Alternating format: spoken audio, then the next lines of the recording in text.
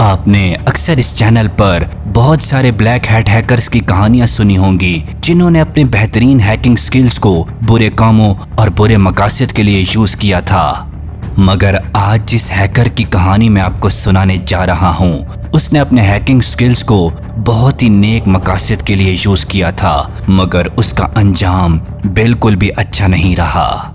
اگر آپ بھی ہیکنگ کا اچھے کاموں کے لیے یوز کرنا چاہتے ہیں تو اس چینل کو سبسکرائب اور اس ویڈیو کو لائک کرنا نہ بھولیے گا۔ یہ بات ہے 2010 کی، جب ایک ہیکر نے MIT کے سرورز کو ہیک کیا تھا۔ وہ ہیکر MIT کی ڈیجیٹل لائبریری JSTOR سے ڈیٹا ڈاؤن لوڈ کرنا چاہتا تھا، اس لیے اس نے MIT کے سرورز کو ہیک کیا تھا۔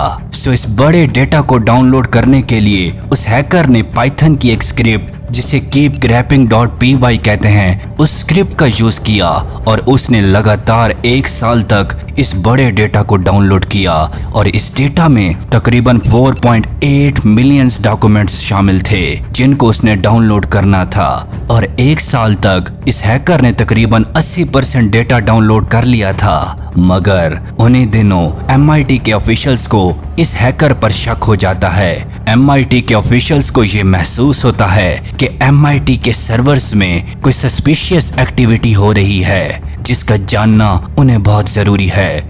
اس کے لیے وہ FBI کو اپنے ساتھ ملا لیتے ہیں، اور یوں کچھ عرصہ اس ہیکر کو ٹریک کرنے کے بعد اس ہیکر کو پکڑ لیا جاتا ہے۔ یہ ہیکر کوئی اور نہ تھا بلکہ یہ ہیکر تھا ایرون سوارٹز، جو کہ کو فاؤنڈر تھا ایک social media plate form Reddit کا۔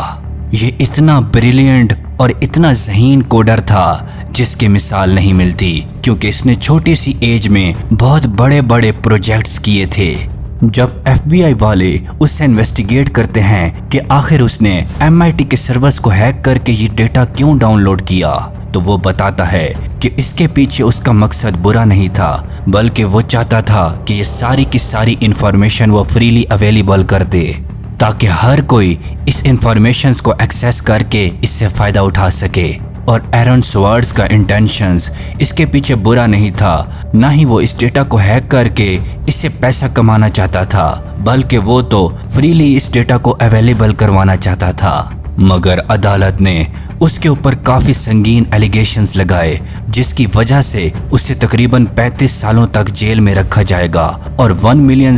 کا اس پر جرمانہ کیا گیا۔ یہ سن کے ایرون سوارٹز بہت زیادہ ڈپریشن میں چلا جاتا ہے۔ اس نے تو ہیکنگ سکلز کا ایک نیک مقصد کے لیے یوز کیا تھا، کیونکہ MIT کی ڈیجیٹل لائبریری سے انفارمیشن حاصل کرنے کے لیے لوگوں کو بہت زیادہ پیسہ خرچ کرنا پڑتا تھا، جبکہ ایرون سوارٹز اس ڈیٹا کو ڈاؤن لوڈ کر کے فریلی اویلیبل کروانا چاہتا تھا کہ اس کو ہر کوئی آسانی سے اور فریلی ایکسیس کر سکے۔ اتنا نیک مقصد ہونے کے باوجود بھی ایرون سوارٹز کو عدالت نے اتنی بڑی اور خطرناک سزا سنائی تھی، جس وجہ سے ایرون سوارٹز نے خودکشی کر لی، اور ہیکنگ کی دنیا کا یہ ایک بہترین اور انٹیلیجنٹ نام ہمیشہ کے لیے دنیا سے ختم ہو گیا۔